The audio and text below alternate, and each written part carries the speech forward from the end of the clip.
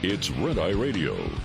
Gary McNamara and Eric Harley talk about everything from politics to social issues and news of the day. Whether you're up late or you're just starting your day, welcome to the show. From the Uniden America Studios, this is Red Eye Radio.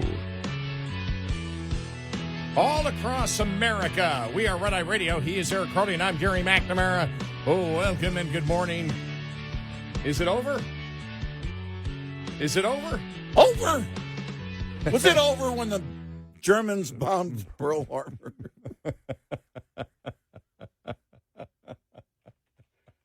I'm reading thehill.com. A group of shutdown-weary Democratic senators. Shutdown-weary Democrats. The SWDSs. Voted with the Republicans Sunday night to advance a legislative vehicle to open up the federal government and end the 40-day shutdown. The Senate voted 60-40 to proceed to a House-passed continuing resolution to reopen the government, taking a big first step towards ending the shutdown after a group of, well, they don't, this is wrong. They had this written wrong. Mm-hmm. They have after a group of centrist Democrats, and they don't have centrist in quotation marks. See, that's what I said about, who was it? Oh, it was the Hill last week. They called them centrist Democrats. Right. And it's like, that was the first line. A group of centrist Democrats. I said, hold on. Well, this is from the Hill, too, so I mean, it oh, must is be, it? Okay, yeah. It must be the same writer. Yeah. This is, what, is this editor, did he just get fired from the BBC and then, we'll get to that later. Oh, yeah. But the Senate voted 60-40 to proceed to a House-passed continuing resolution to open the government. All right, well then, all right, I've got to look at this. There are so many stories on this because I saw that the House, it has to go back to the House. A couple stories said, but this is before they actually passed it. So the bill that they passed was exactly the CR? No. Because I was no, because I don't think it was. Because what I heard is that Johnson that he promised you pass this thing, and then we get it back to the House, and they got to be back within 48 hours, and then they pass it, and then it's officially over at that point. Right. But but this says, besides the centrist argument, well, that's one mistake.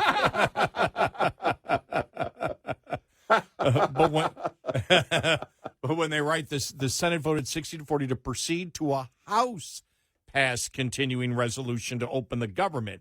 That seems to be extremely specific, does it not? Am I missing something? Yeah. But a group of centrist and retiring Democrats felt intense pressure to reopen the government after Supplemental Nutrition Assistance Program funding expired on November 1st, and staff shortages among air traffic controllers resulted in major delays at airports. So we'll get to the senators who were. I forget who it was. Who were there? Who were on Axios? I think it was Axios. And I think I can't remember where it was, but it made it sound like no, this is not the. Okay. Well, then this makes no sense because later down in the article, Senate Majority Leader John Thune now plans to amend the House-passed legislative vehicle with the compromise deal worked out. Okay, so here's then it's not the exact continuing resolution. Here's the problem in some of the stories now, the online stories, is it when you go to the Dateline, it'll say updated 1 hour ago, but some of the items from earlier are not. So, like I read, I don't know how many stories, 2 or 3 stories at least, that were written before the vote, that were written Sunday morning. And then when I read them this evening, it was after the vote, and it said updated, 30 minutes ago, 1 hour ago, whatever. But there were things from the morning, the phrasing from the, later they'll have to vote on, whatever. And I'm like, no. Just rewrite the story. I'm going to say, that's no way to do Doesn't journalism. take that long. What Well, we're going back. Is this going to be the BBC's excuse? What? I'm sorry, we'll get to that later. Right. I just find that story hilarious. So Yeah, everybody resigned because they all knew that a BBC documentary took out the portion of the Trump speech on January 6th where he said, do it peaceful. And they knew about it, and then they all got blown out. Right. And I wondered at the time, I thought, wait a minute. Do they think they're going to get by with it because they're calling it a documentary? And it's not like a news report from one of their news programs. I mean, it's the BBC. Who knows? Now, this is interesting. I do know when they resigned, they all talked like this. I'm quitting, and I'm quitting now. Let's get to see how MSNBC and CNN viewed what appears to be, well, it doesn't, the procedural vote went through. Yeah. So they got the 60-40. They're going to get it. Yeah. So there's no reason to believe any of those it's a done votes are deal, going to change. right? Yeah. So they got the 60-40. The next vote would be majority, Right. I believe. Yeah, because the 60 is what got them over the top on this one, and I don't hear anything about anybody in the House going to vote against it. Johnson sounds very confident it's going to happen. But here's a back and forth on MSNBC last night. We spoke about this earlier, but it's strange, Dean, to go back to the original sort of part of this conversation of whether he is a good deal maker. I mean, in a way, it seems like the president is kind of getting what he wanted 40 days ago when all this started. He was out there saying that, oh, this is all about Democrats trying to give health care to illegal immigrants. He just said that to reporters moments ago, repeated that refrain that Democrats had actually very successfully pushed back against. Then there's all this energy. In the wake of the election on Tuesday, the president made remarks saying basically, wow, Republicans are being harmed by all of this, acknowledging that he was on his back foot. And now here he is winning again? How did he do it? The Democrats, I don't understand how a Democratic senator goes, wow, we won really big. Let me cave now. I don't understand. That makes no sense to me. Well, maybe to Anthony's point, if they were cynical, like if we wanted just to hold this out until we get through the election, and then after the election, we got the wins. That's everybody having the conversation on MSNBC. They don't sound, too happy about that at all, do they? No. Let's go to CNN here. Let me just see here. Here it is. Okay. We've got plenty more on the other side. We will talk much more about this. Again, you're looking live at the Senate floor as the Democratic filibuster has been broken. We have so far reached 60. We're waiting for the official count. But right now, 60 votes that would unlock moving forward with this plan to reopen the government on the Senate side. A quick break. More on the other side. Okay, there it is from that's just how they announced it. That was a few hours back. And then let's get to the discussion with Scott Jennings on CNN last night. All right. Let's throw it out. Scott, the agreement that was reached tonight, I mean, what do you think it does to perhaps what we heard from President Trump, where he repeatedly claimed that Democrats wanted to give free health care to, as he put it, to illegal aliens, as he said. I mean, now part of this agreement is to fund SNAP for another year. So essentially, I mean, should we revisit the claim that the president never really provided evidence for? All right, before we go any further, those are two separate things completely. SNAP is completely different than Medicaid funding for illegal immigrants. Yeah. He's trying to correlate the two are the same. Let's see what Scott says. Here we go. Well, look, in the beginning, Democrats absolutely did want to repeal part of the big, beautiful bill that does strictly prohibit illegal aliens from getting Medicaid benefits. That's a separate issue from SNAP. Good. He said it. Good. Let's continue. Good. All right. Good. Look, what happened tonight is what's been happening. Republicans have repeatedly voted to fund SNAP. Democrats had been voting to not fund SNAP by, of course, voting to keep the government closed. And only a handful of Democrats tonight voted to fund SNAP. I'm glad those brave Democrats stepped forward to fund SNAP because people absolutely need it.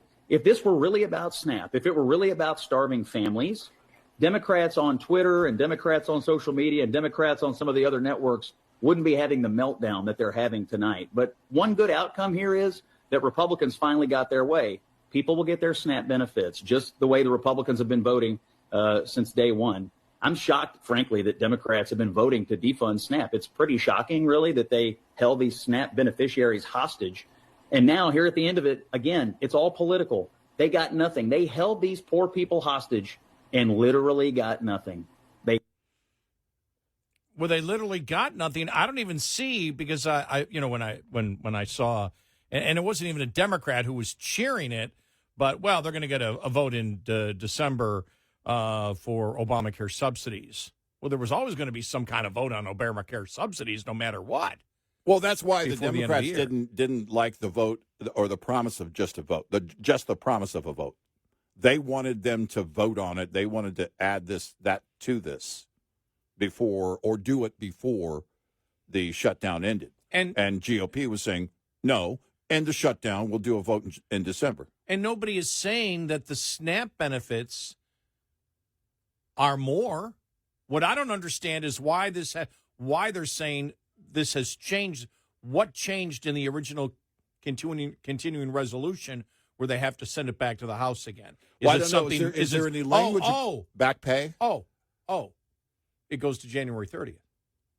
Oh, it goes, yeah, it goes further. Okay, so that would be one. Yeah. Back pay was just... This guarantees back pay till January. Yeah, the back pay was coming January anyway. 31st. The back pay was coming anyway. I think it was too. Was it the firings that everybody has to be reinstated? No, because when they can't make a deal with the president... And it forbids firings until January 31st. And I thought, well, okay, so that's all right. So that would be a congressional thing, where they're saying that but does that even hold up? I don't think it does. Can Congress tell the president he can't fire anybody in the right? You can't fire federal Who would employees. That be? Right. You go through all the departments, you can't fire anybody. That's a great question for executive. But if the Republicans like, well, we don't care about that, we'll just sign that. If they're going to sign to something that's meaningless, right? But I got to look that up. I think that's meaningless. I think Congress so too. can. I mean, who can Congress tell the president he can't fire? Well, through departments, the departments can come in and downsize. They can lay off and fire people, right? And get rid of them. Right. Yeah. I didn't mean the president precisely. I meant the executive branch. Right. Anybody inside the executive branch, they can't look and say, you're not doing your job, you're fired. Right. Or do they mean laid off? Right. No, which, by the way, in labor law, there's different technical meanings to both of them. Oh, yes. And I think the GOP wasn't worried about that language. Yeah. Because if there was a challenge to it, there wouldn't, it wouldn't go far. But also the Wall Street Journal pointing out something we've talked about, how the president puts pressure on, because when SCOTUS told the president, hey, it's basically okay for now on the SNAP benefits, because the other judge, the federal judge, said he can't withhold SNAP benefits and ordered him to reinstate them. And then SCOTUS came in and said, no, he can do that. And then over the weekend, he was telling states, do not issue SNAP payments. The SCOTUS the Wall Street Journal points out something that we've talked about before, the way he puts pressure on, and they believe that pressure, or they at least alluded to it, that pressure over the weekend could have helped push that vote really into reality. I think the vote was already there. Early Sunday morning, and during the day Saturday, the count was 10. Remember, we heard as many as 12 Democrats who may defect. Yeah. And then it was into the weekend, it was 10. It ended up being 8. And that's kind of how it works. There may have been a couple of things, a couple of those senators or few didn't get what they wanted in the end. But I have no doubt the House will vote on this very soon, I guess later today. Well, they have 48 hours to get back. Oh, that's right. It's 48 hours. Yeah. 48 hours. Yeah. Right. But I assumed it might not be till Tuesday night. Okay. All right. I was thinking they were coming back Monday, but they're not. Are they? I mean, they the whole week? They could be. Well, no. there's a 48-hour rule. The Oh, House, yeah, that's right. Yes, right. The yes, House is not yes. in session. Right. So there's a 48-hour rule. Right. If they all can get back. I thought the 48-hour thing was. But I'm sure there'll be Democrat stragglers to keep them from having a quorum. They're all going to go to Texas. On one plane. Well, I don't know. Funded by George Soros. Wait a minute. After Abbott's campaign speech over the weekend, maybe not. He'll send him back. He'll get some he's buses. in full campaign mode now. Yeah, he'll get some buses and send him back to Washington. Right. Drop him off at the street corners. By the way, he announced one of the things he's going to do is he's going to put tariffs on all Democratic voters. If you're a Democrat, registered Democrat in Texas, we don't even register parties in Texas. But if you're a known Democrat, he's putting tariffs on you. I'll just throw that out there. It's a joke. Well, that's the one after Abbott said last week. Yeah. That was hilarious. Oh, Where people are saying, "Is he serious?" On New Yorkers, he goes, "If Mandami wins this before the election, if he wins, I'm putting a $200 tariff on anybody from New York City that wants to move to Texas." And the best part was watching Democrats explode, because if you know Abbott, and it's been at least 18, 19 years, but I did like 4 or 5 different dinners where Abbott, who was Attorney General at the time, was the keynote speaker. He's got a great sense of humor. Yeah. But that was hilarious watching these Democrats going, well, he can't do that. He can't do that. He doesn't have the authority. You can't do that to people. And Abbott's going, wow, this Trump stuff actually works. Yeah. We got a great show ahead. We are Red Eye Radio. Brought to you by Hot Shot Secret. Hi, I'm Jen Loomis, a transport safety expert at J.J. Keller. Compliance, Safety, Accountability is the FMCSA Safety, Compliance, and Enforcement Program. Its goal is to hold motor carriers and drivers accountable for highway safety. CSA does this by assessing the safety performance of motor carriers and drivers. Motor carriers are assigned a score. The carrier is then grouped with other carriers who have had a similar number of safety events. Carrier scores within the group are then ranked. Low scores are better, so carriers with the highest scores are those that are most likely to be targeted for intervention by the FMCSA. Interventions range in severity and may include warning letters, roadside, off-site, or on-site inspections, civil penalties, or operation out-of-service orders. This tip was brought to you by J.J. Keller & Associates. Visit us at jjkeller.com. Coming up, more with Gary McNamara and Eric Harley. It's Red Eye Radio.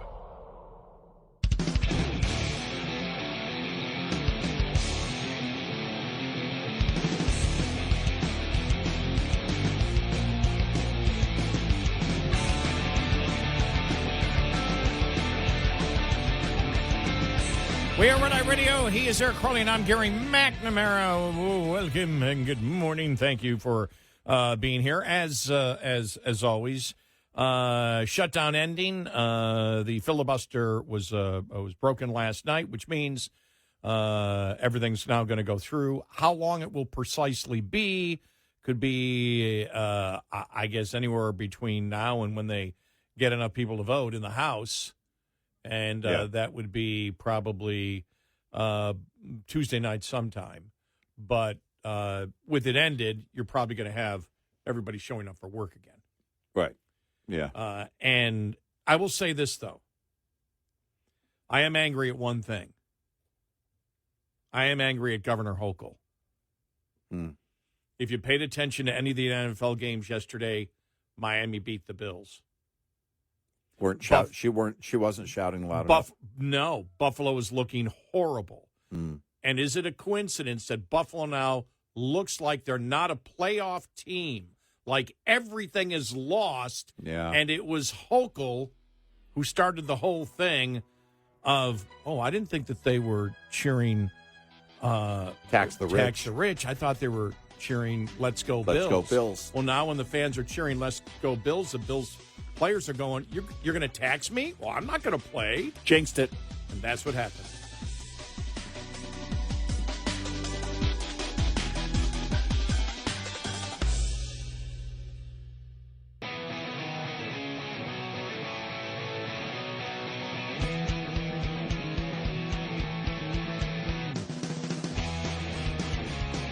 Catch Red Eye Radio live every night on the Red Eye Radio app, available in the App Store.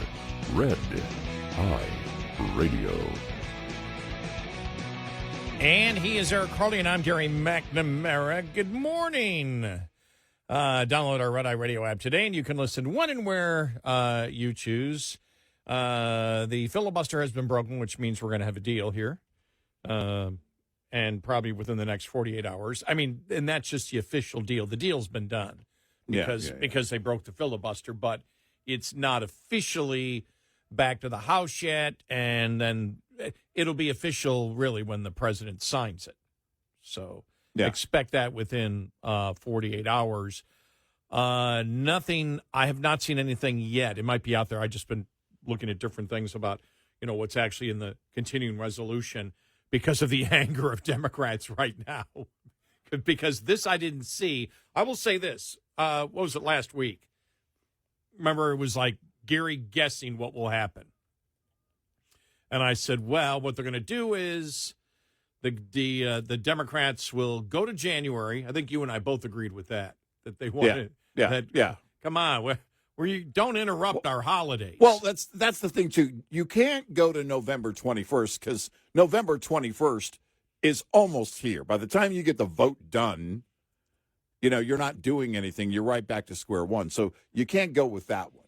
You can't go with December. Sorry, Susan Collins. You can't go with December either because you're going to get this massive omnibus package because everybody wants to go home for the holidays. And, okay, yeah, that's fine. Throw it on. Okay, fine. We're all in. And then Merry Christmas. No. You wait until the end of January when nobody cares about anything. Right, because there's no way. You and I both knew. We said, look, there's no way Republicans are going to give up Christmas holiday, and there's no way Democrats are going to give up the pagan ritual of the winter solstice. Exactly. So we all knew that. Yeah. And so this was no surprise the whole January. I figured they would say, all right, we go to January, extend Obamacare subsidies for a year. Remember I said that? Yeah. And when Schumer did that, I went, oh, no, don't come true. And so the next thing I was waiting for, because I said the Republicans would cave and say, okay, but all these benchmarks must be set every 3 months in order to get there, which means here's what we're going to do to reduce Obamacare subsidies, or not. You wouldn't phrase it that way, to reduce the cost of health care. But they didn't get that. That blew up, and really everyone, including the Democrats, were trying to see what was the compromise. Yeah. Where's the compromise? Well, here? it appears to be part of it, which got, according to the Wall Street Journal, they got the so-called logjam moving or broken, was that Senate Republicans proposed that some health care funding be provided directly to households rather than used to pay for a one-year extension of the enhanced ACA subsidies, and that would be in the form of an FSA account, and you could use that money to offset the cost of premiums. Yeah, but it's got nothing to do with Democrats. No. What log jam are you breaking? Well, the question would be, if the GOP thought, okay, there is nothing that's going to happen on this December vote, right? And the Democrats, are looking at it. Look, they want, I'm sure Chuck wants 100% of the premiums, returned to the people that have to pay the premiums. We want to raise subsidies and everything else, which isn't going to happen. And then it's been widely believed by conservatives that the GOP is going to cave on that. They're going to get it done for another year because they don't want this to be staring them at the face at the midterm. So what do? What is that compromise? Can you get enough of the GOP on board and those 8 Democrats or maybe 10 Democrats on board? No. I know what they're talking. I think I know what they're talking about. Got nothing to do with Democrats. It's breaking any possible logjam of Republicans in the House. Well, no, that's what I was just saying. You're going to get enough Republicans on board, because you have the votes in the House. You have the Republican votes in the House. It was everybody but Rand Paul. So all you were trying to get was Yeah. The 8 that takes you, or 7 or 8 that takes you up to, what is it now? 7, 8, whatever. Yeah, it's 8. It's 8. Yeah, that's right, the gang of 8 that takes you up to 60. And so that's what I was wondering when they said break the logjam. I'm thinking, well, I'm thinking strictly in terms of Democrat versus Republican in the Senate. But then I thought, well, wait a minute, does this help get and push it over with anybody in the House? Because Schumer was out there. I will have the audio coming up. Schumer hoping for more House Democrat opposition. That's the way it's written. I don't know if he said that, but that is probably what they're looking for, is the House to do something. But I expect every Democrat to vote against it. But are there some Republicans? I actually saw the conservative caucus is wanting their input into all of this last week, and I started laughing when I first saw it. Oh, yeah. I saw Remember that story? Yeah. I wonder if that's to get them on board in the House. See, that's what my thought is that the party itself, the Republican Party, they want to not rock the boat on health care in a midterm season. So, and nobody's screaming, with the exception of a few of us, about too much spending. When you mention Obamacare, it still is but we don't like messy. I know exactly what that meant. Yeah, exactly. If you get and this is, again, and you and I have been doing this long enough, December's one of those months when people's minds change. They get drunk on lights and cookies and candy canes and actual alcohol at some time. And if you push this vote back into December, see, the question would be, okay, where would everybody be in December? And that would be, all right, because many in the Republican Party, I think there's a lot of pushback. We didn't expect the Republican Party to do anything but cave because we've been doing this too long.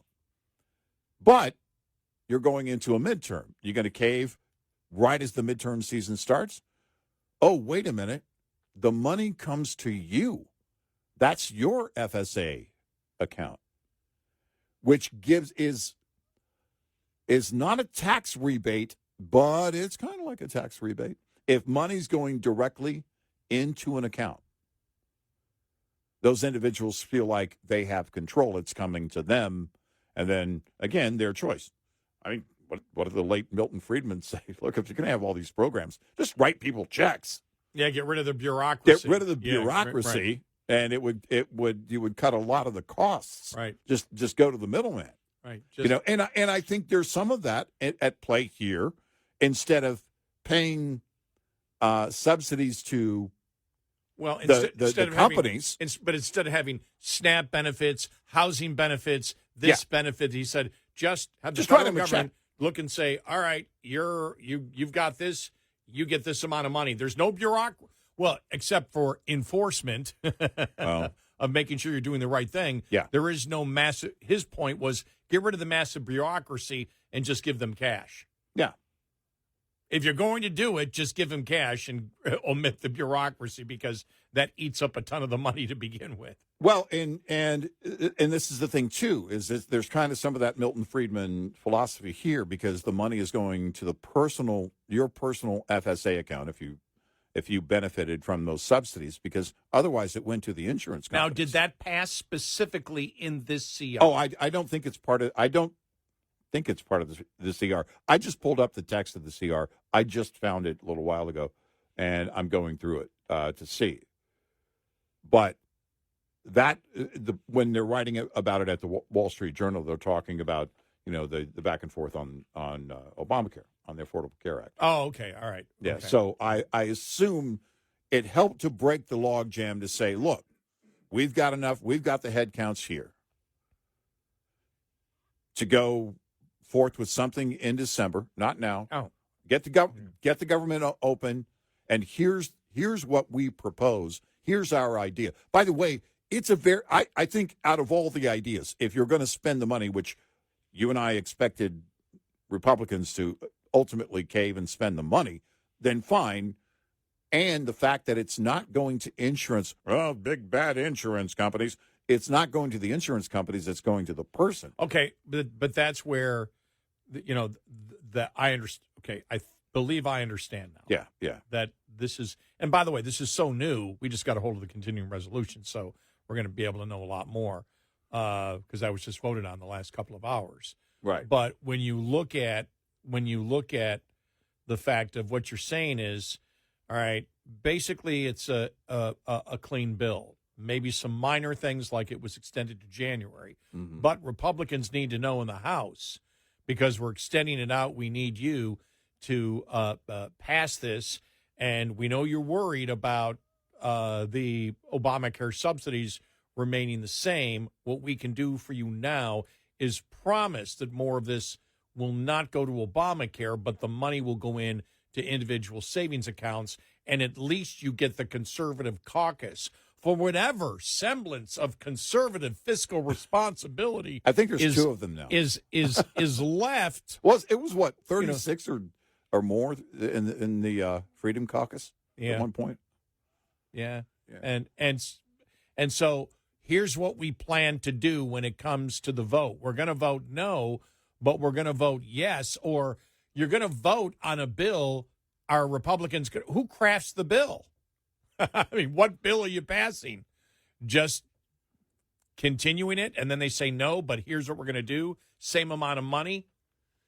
But it looks like to me that this was to break any possible log jam of conservatives, left of them in the House. And they go on here, and that's part of it at the Wall Street Journal. Republicans had previously said there would be no negotiations until Democrats, and that's on healthcare, until Democrats ended their blockade.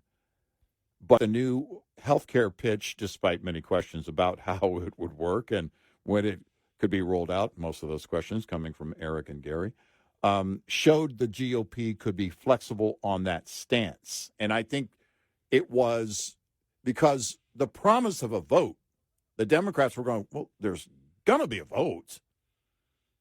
That's not you say there's a promise of a vote.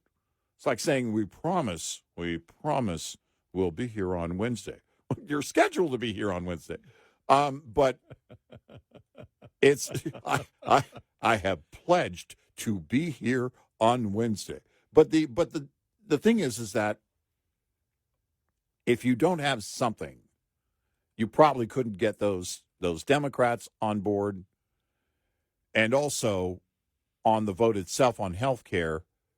You're probably going to have to whip a few votes on the GOP side on it, but it's a much better plan than just writing checks to the insurance companies. If you're going to do it for 1 year, do an FSA. Now, as I mentioned, it's an FSA. You take control of that. That's your account, okay? You do that for 1 year, what happens in a year? They're going to have to keep that going. But if we're going to keep funding Obamacare subsidies, then that would be the way to do it. That's one way to do it. But is the whole point to get you out of Obamacare and you shop? And so you shop yourself that's exactly what I was outside thinking. of Obamacare to get better, right? In order to provide actual competition to Obamacare. I mean, we all know we don't have the money. We know that. It might even encourage some healthcare providers to say, hey, if you're spending out of pocket, which FSA is your pocket, once the money is yours in that account, if you're spending out of pocket, we offer discounts. And then they would shop around. It actually encourages that kind of behavior. So, yeah, there's something to that. We are Red Eye Radio. Get in touch with Red Eye Radio, toll free at 866-90-RED-EYE.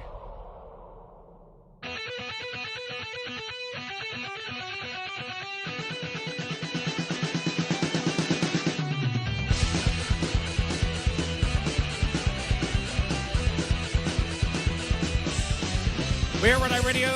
He's Eric Harley, and I'm Gary McNamara. Breaking news overnight. Trump pardons Rudy Giuliani, Mark Meadows, Sidney Powell, and others involved in the 2020, quote, election interference saga is what is being referred to here by this media outlet. Right. We'll have more information as we get it coming up, but that just, and I'm not surprised by that, by the way. That doesn't surprise me. No. Now, that doesn't involve the civil cases, though. No, that wouldn't apply to civil cases. Those are basically private civil lawsuits. Right. Which is, seems to be more the direction. For example, was anybody talking about putting Sidney Powell in prison? I didn't. I didn't hear any of that. We'll keep you updated.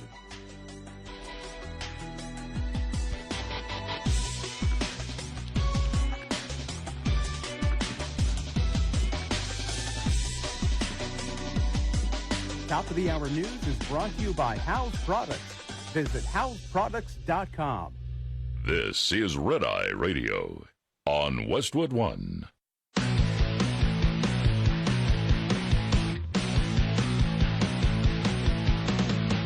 Now, it's Red Eye Radio. Gary McNamara and Eric Harley talk about everything from politics to social issues and news of the day. Whether you're up late or you're just starting your day, welcome to the show. From the Uniden America Studios, this is Red Eye Radio. All across the USA, we are Red Eye Radio. He is Eric Harley, and I'm Gary McNamara. Hello. Well, the president doing a little play-by-play NFL football yesterday. Yeah. You saw they brought him on Fox News, the Lions-Washington game, and they asked him about his football history. Mm-hmm. And they brought back a picture of when he played, was it for the New York Military Academy, I think it was. Oh, yeah. He was number 85. Here it is. But we had a good time, and I loved it. I actually love playing football. We had a good time with it. So we were trying to look up your stats, and we wanted to know, how many touchdowns did you have back then? Oh, 6, that's right. 7? I'm not sure I had any. I'm not sure. That's a long time ago. But there you are. I did. Oh, wow. Yeah, there you go. 85. There you go. At least you realize that I never tell a lie, right? Yeah, I love it. It's great. I love it. I didn't see that. I didn't watch any sports on Sunday, so yeah, right. But so I didn't see that until I woke up, and it was all over social media. And when those things happen, it's like when I saw that, and I have no idea whether the story is true or not. I didn't hear if the White House responded, but the story where Trump is trying to get the new Commander Stadium named after him. Well, those are the kind of things that I read. And when I read, when I first saw that Trump was on Fox, it makes me laugh because I know that the left is furious over that. They hate that. And they're absolutely furious. But when I'm sitting, and here come the Commanders into Trump Stadium. Yeah.10 to Trump Stadium, NFL fans. I mean, that's what sits in the back of my head. Right. I love it. Well, he could buy, his corporation could buy sponsorship to a stadium, AT&T Stadium for the Cowboys. Oh, so, yeah. They can buy this just only to troll. Please make it in Los Angeles. Trump Stadium. Wow. Oh, my gosh, that would be great. I love that. I would love that. I just don't believe, I won't believe that until I see it. Or Chicago, next time it comes around for sponsorship. Wow. Oh, my gosh. I would love it. Look, get a GoFundMe just to help. I don't know. I'll throw in $10, President Trump. And we're here at the new Chicago Bears Trump Stadium. Oh, I was going to say, let's go, Brandon Stadium. And thanks so much. Let's play some fascist football.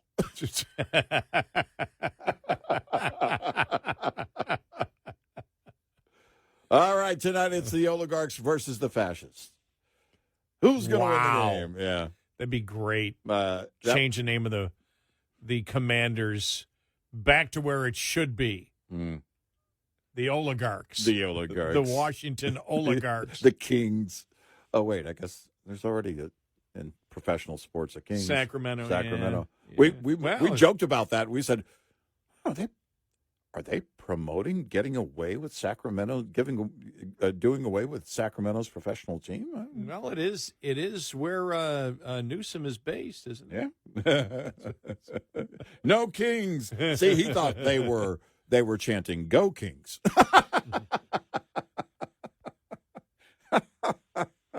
Man. Oh my gosh. All right, so I'm reading this. We got some audio, but first, this from John Fetterman. His post, this would be after. Yes, this would be after. All right. The vote went through. After 40 days as a consistent voice against shutting our government down, I voted yes for the 15th time to reopen.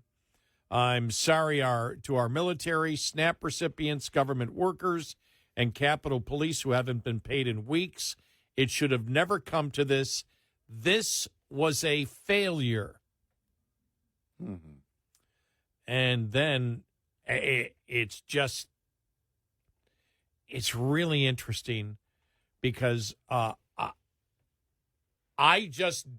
didn't see this. You and I talked about it last week about, well, there are 12 Democrat senators that are wobbling on this. It's like, oh, really? Mm-hmm. Is that really true? We kept questioning it because they seem to be all together on it. But this is MSNBC. Almost MS Now. Is it MS Now yet? When does it turn MS Now? I don't know. I'd have to care enough to turn it on to find out. This is them talking to former Republican Congressman Joe Walsh, who apparently has officially become a Democrat now. Mm-hmm. He is so bad. Yeah. It's horrible. It really is. There is no connect the dots. There's no consistency to the things that he says. It's really amazing. But here it is. This is MSNBC again. Here we go. Do you think Chuck Schumer needs to go after tonight? He should have gone a week ago, a month ago, a year ago. Yes.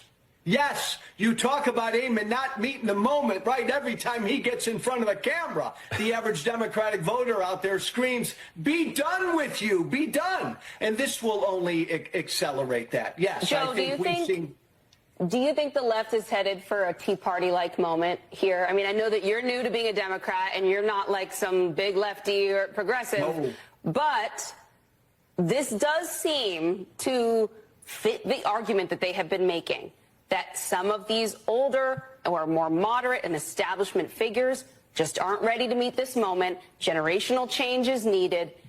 You know, this sort of seems like if you're one of them, you're running on this. You're challenging people. I'll tell you what, if I were on set with you all right there, I'm yanking off my mic and I'm hugging you. I'm giving you a big high five. You are sort of creepy, too.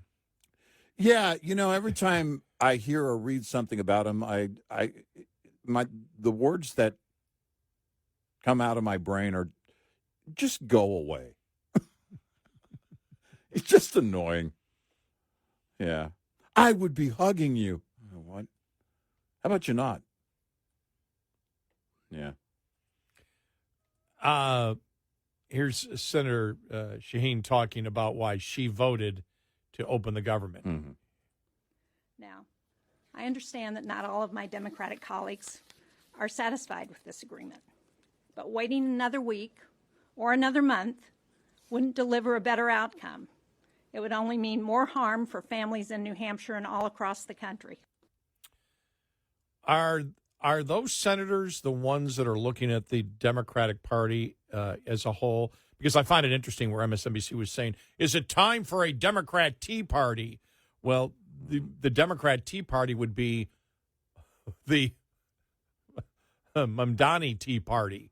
We've got to spend more. Yeah. We're not spending. See, the Tea Party originally was against spending. Mm-hmm. And the Democrat Tea Party would be the opposite. Put as much damn debt as we can on our children, our grandchildren, and our great-grandchildren. Mm-hmm. Put as much as you can. Put it on them. Taxation. Not only tax the rich, taxation without representation to the people who haven't been born yet. We found our loophole. Mm-hmm. Wow. Yeah, it's. I think. It's hard to know where the party is, where the Democratic Party is right now. But the fact of the matter is, what she said, what you just heard, is correct. Nothing's going to change. I wondered if Chuck just offered up, basically said, look, fine. I can't do it because I nearly got thrown out of office earlier this year when I voted for the CI. So, all right, if you guys as a group, now we're going to wag our finger at you. We're going to call you out for it. We're going to disagree with you, yada, yada, yada. But we'll get this thing behind us. Well, here's Schumer. All right, here's him after the vote. Okay, here we go. Premiums will spike by thousands of dollars a month. Millions will lose insurance. Democrats have sounded the alarm. We have demanded for months to meet with the Republican leadership. But Republican leaders refuse to even discuss the issue, let alone negotiate it. We've asked them to meet in the summer and throughout the shutdown. To this day, Republicans still say no. We asked President Trump to step in and meet with us to deliver lower health care for Americans, and instead, Donald Trump has taken the American people hostage, from cutting off food aid to hungry families and vets and seniors and kids, to manufacturing flight cancellations, to cutting off home heating aid, while he builds a billion-dollar ballroom with gold-plated toilets. Therefore, I must vote no.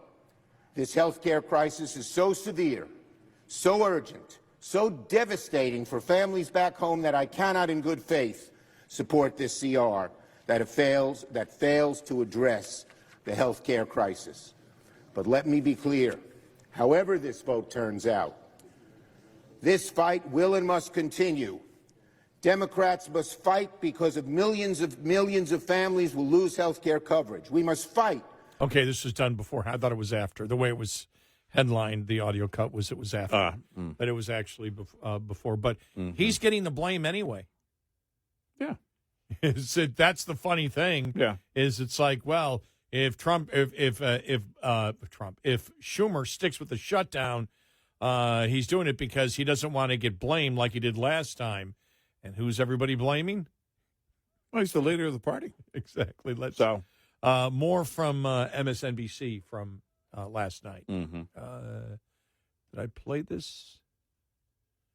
I don't believe I played this. Here we go. I have a lot more questions than answers. I don't know why Senate Democrats are going along with fought this so hard for a date promised in the future, and looks like they're settling for something that is 6 weeks down the line. I don't get it. I would say it doesn't feel like a gentleman's agreement. It feels like Lucy and the football. Ooh, you know? yeah, I see that. It's like, oh, yeah, we promised this vote. Right. Whoops, the vote's gone. But they can even, in good faith, do a vote in the Senate. Nothing's going to happen in the House. Mike Johnson Yeah. does that. That's what I mean. So I'm like, even if John Thune is being above board, say, I'm going to do this.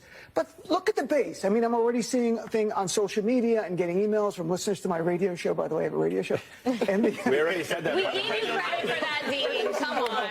People already know, but they're saying for 40 days you shut the government down, and now you're going to open the government up, and what did you get in return? Right. Nothing. Right. Yeah. Nothing. After the pain you inflicted, people were willing to take the pain. I talked to union workers from TSA. I said, I'll take the pain if it's going to help me to get health insurance subsidies paid. So you're getting nothing in return. I don't know how. And you just won an election on Tuesday in huge numbers. This is my question.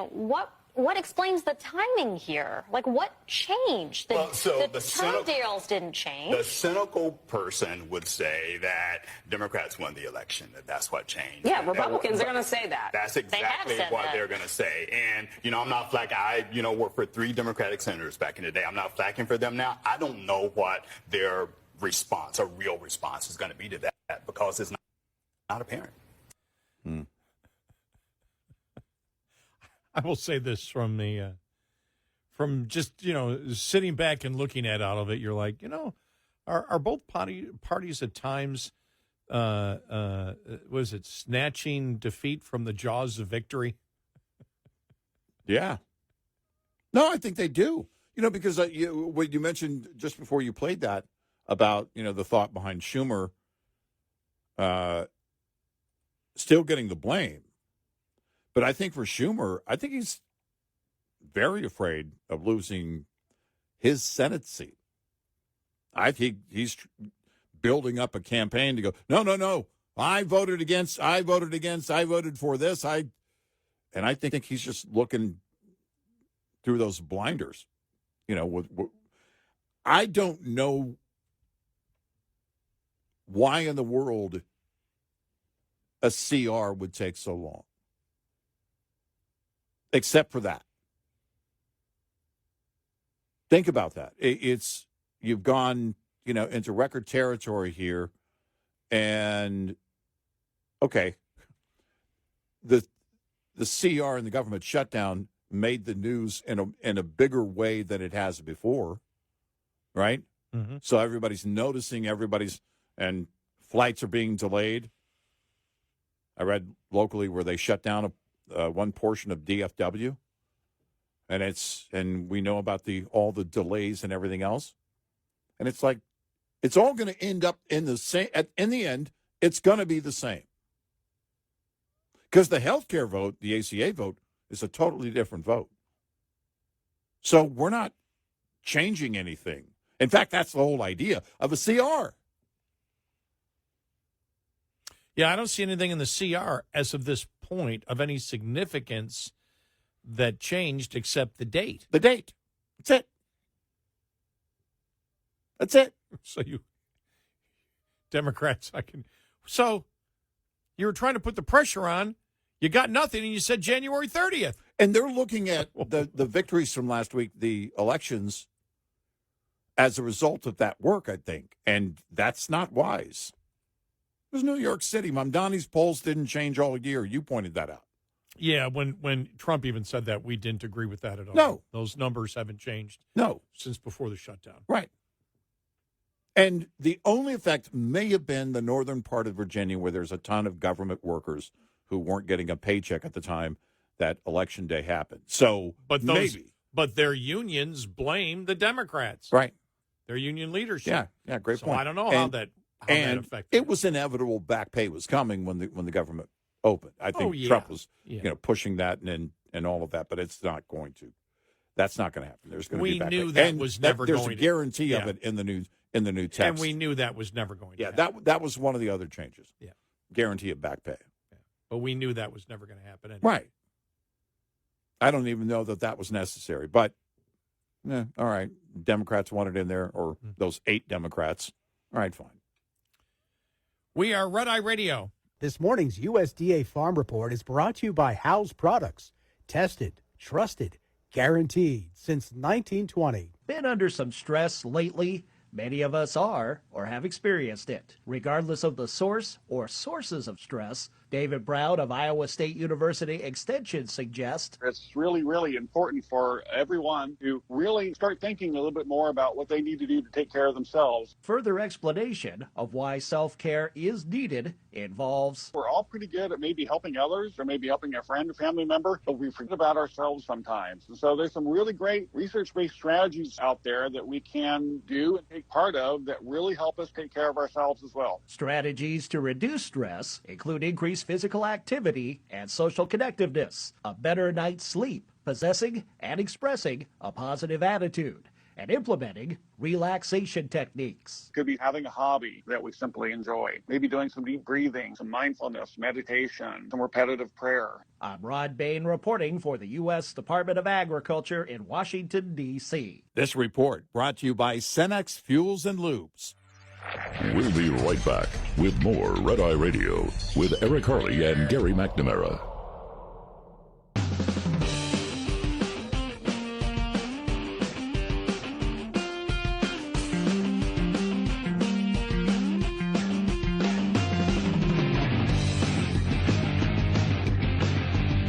We are Red Eye Radio. He is Eric Harley, and I'm Gary McNamara. Good morning. Thank you so much for being here. Coming up on the bottom of the hour, we'll hear from Senator Angus. I almost said Young, and then I almost said Clark. Neither one. AC/DC and Trans-Siberian Orchestra. Right. Angus King, we will hear from. Yes.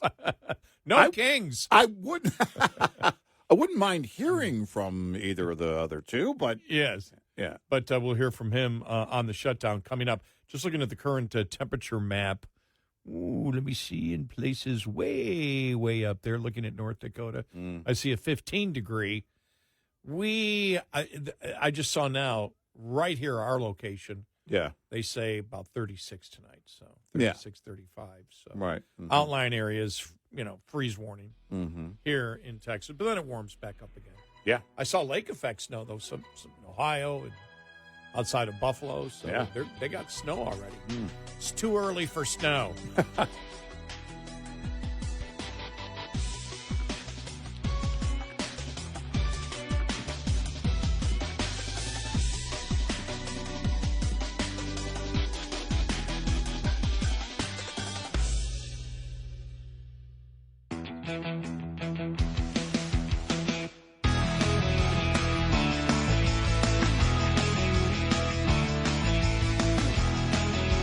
You're listening to Red Eye Radio from the Uniden America Studios.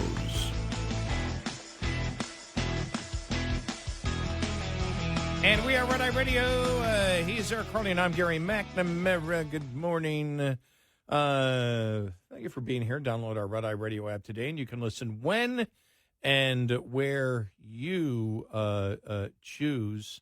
I do have, this is Senator Angus King from yesterday. In his prepared statement, this is not originally the statement I was going to play, but I just happened to see this one. We'll play this one first, of why he voted to reopen the government, the Democrat from Maine. Here we go. Tonight I voted to reopen the government for two reasons. Number one, it will alleviate the crisis that's now occurring in SNAP, in food insecurity across the country. Food pantries can't do it by themselves. You ask anybody in Maine or across the country about food insecurity, they'll tell you that SNAP is the basis of the whole system. Secondly, it gives us a path forward to possibly do something about the horrendous ACA tax credit cuts that are otherwise coming. It's become clear after 6 weeks of the shutdown that the strategy of shutting down the government and forcing the Republicans to talk about the ACA wasn't working. Last week, a proposal was made for a simple one-year extension. It was met with universal opposition by the Republicans. So the fact is the shutdown wasn't achieving its goal, and it was at the same time hurting a lot of people. So what do we have now? We have a concrete agreement with the Republicans, with the majority leader, to bring to the floor of the Senate before the middle of December a bill dealing with the ACA tax credits and other health care issues that will give us a vote on that, and that is at least an opportunity to solve this problem, because here's the way I look at it. As of this morning, our chances were 0. As of tonight, our chances are maybe 50%. There you go. All right. Now, they were always going to have a vote anyway. Yeah, right. So that's sort of... Well, but if you get it, if this idea is floated about this FSA or whatever, which, by the way, again, would also appeal to GOP members, then you've started the conversation, and if you get to a vote and then it falls apart, whatever. But, yeah, there was always going to be a vote. But here's the thing, too. On the rank and file GOP side, we all kind of expected that the GOP was going to cave on it. They're going to go ahead with it and extend it the year. And the reason is because you don't want to do this in the midterm. They would have all year to the Democrats to campaign against you that they're hurting your health care and they don't want you to have health care and they're keeping you from being able to afford health care and everything else. So if you do it this way, again, you change a lot of things. The nature of an FSA could change a lot of things in the marketplace and quite possibly bring about people making different choices, shopping, which would encourage competition from those insurance or from those healthcare providers. So we'll see. We'll see where it goes. But I never had any expectation other than them. By the way, if they get to something that is better than just extending it, flat out extending it on the GOP side, and it is better than what is in place now, I'll be kind of surprised, pleasantly surprised just by that. Because I don't have any kind of unicorn dream about them being fiscal conservatives at any point. There's only a few of us rank and file left, and we don't make enough noise for them to change anything. But hey, if they move in the right direction, then that's better than doing the same old. We'll see. We'll see where it goes in December. It's interesting because he was asked earlier in a press conference, and he said, just like he said there, they said, well, why did you go through all this and you got nothing? He said, because it wasn't working. Right. We didn't get anything. Right. So it wasn't working. Mm-hmm. So since it wasn't working, we decided, okay, let's shut it down. I'm like, wow. Yeah. And let me just see. Okay. Yeah, here's where I have it. Here's where he was asked. Senator King was asked the question. It's basically the same answer, but he was more blunt here. Here we go. A vote on the extending the tax credits, it does not guarantee that it's going to happen. So how do you explain, though, to your constituents why it was worth it to put up this fight for so long when in the end you did not get your key demand? Because it wasn't working. All right. Here's Senator Dick Durbin, who also voted for it. Let me see. Did he call any Republican or any soldier or any police officer? Paul Pot, any other genocidal maniac out there? Apparently not in this audio. He did, but here he is last night. Yeah, but I mean, some people would think that this is a capitulation if you only agree to a standalone vote. We need to understand how the Senate works. We have brought this issue as a major national issue from zero to a major factor, I think, in the last election. What last election? You mean the one? Does he mean 24 or the one last week? Well, if everybody wants to BS about it, if everybody wants to say that the elections last week were based on the shutdown, if everybody wants to, and the left gets help from that because the president said it. I'm sorry, but I'm thinking of a Seinfeld episode, which I cannot talk about. Yeah. But if everybody wants to pretend or live in a fantasy delusional world, you know where I'm going with this, and I'm not going to go any further. Yeah. Because when Trump said it, we said it last week. It's absolutely wrong. Yeah. It wasn't about the shutdown. Right. You didn't lose Virginia. You didn't lose New Jersey. You didn't lose the New York City race because of the shutdown. Right. The polls were identical, were much the same from September all the way through to Election Day. Yep. So that wasn't the case. But they all want to say it's the only out that they have. Yeah, pretty much.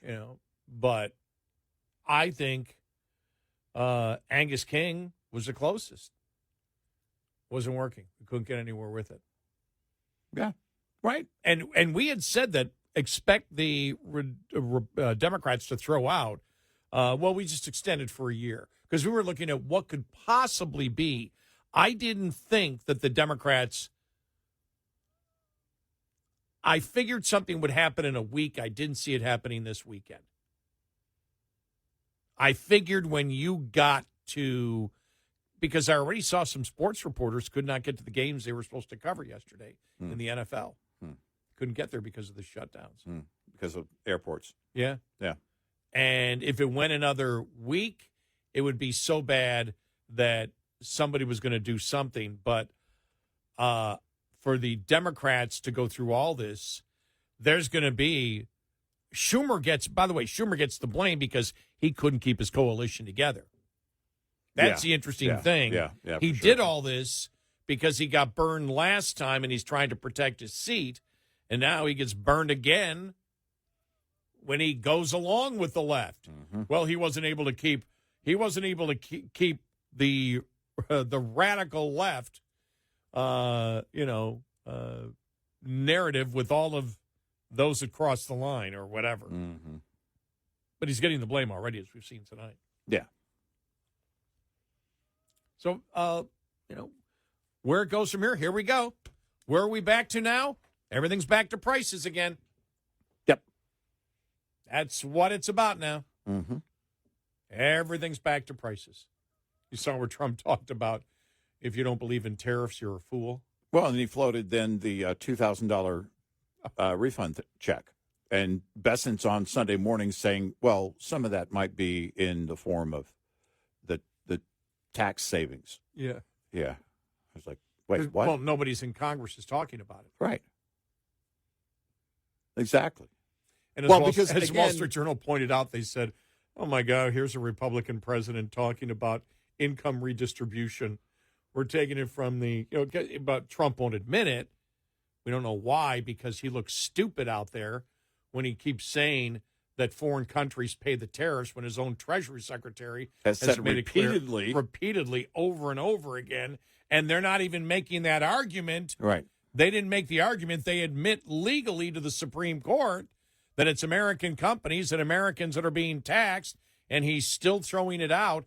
It looks so bad. And for the president, again, I'll say this over and over again, as a Republican president, to make the case that tariffs have been the greatest success ever. And by the way, we are for targeted tariffs at the right time.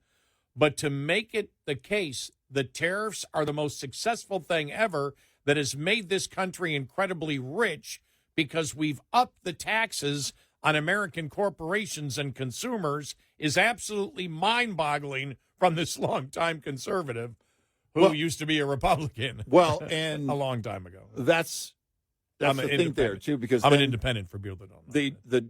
The devil's in the details, because he says $2,000 for every person. Well, it can't be. It's not going to be for every person.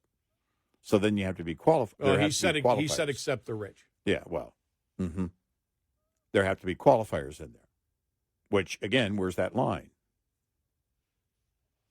Where's that line? Well, there's desperation coming. They don't know what to do. Because if you say, well, households that make, look, every household, every middle-class household feels like they're underwater every day on pricing. I don't, by the way, when I saw $2,000, I thought, that's not enough.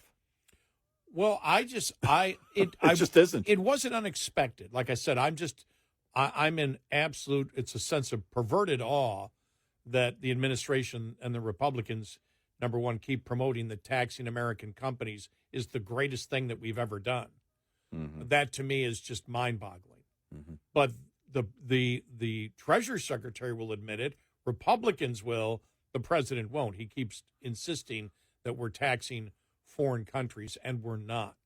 Well, and he was trying to make the analogy that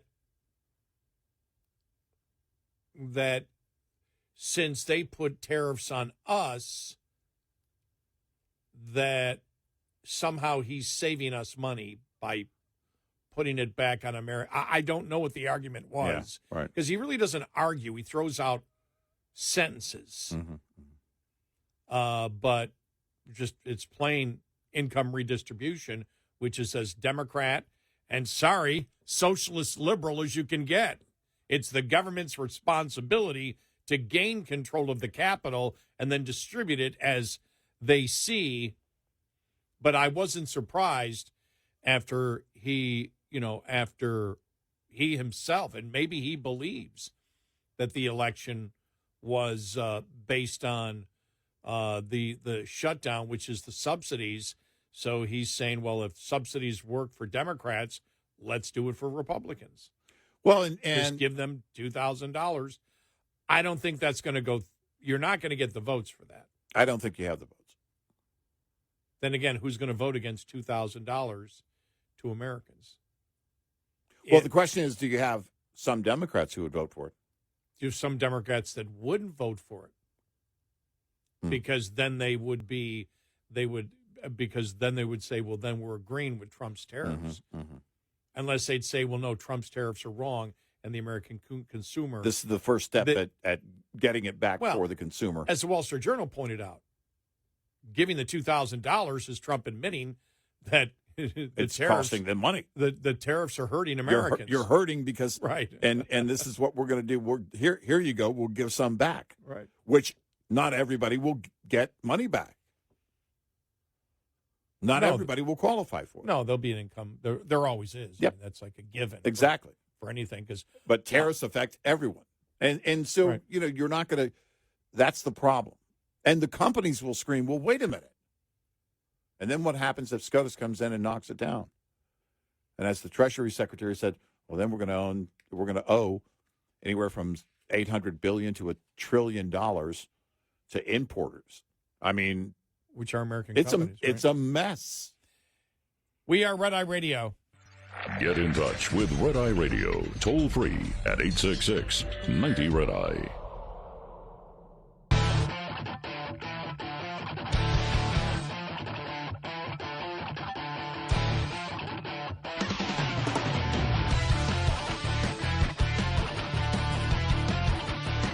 We are Red Eye Radio. He is Eric Harley, and I'm Gary McNamara. Good morning. So, the shutdown, for all intents and purposes, I mean, we have some procedural things to go through, but from what we know, there's no problem with that. The Senate will have to vote for it officially, but they broke the filibuster, so all they need now is 50. 50. Right? Yeah. They would only need 50. Right. Which to get the vice president. And then the House passes it, so it should be in the next probably 36 to 48 hours.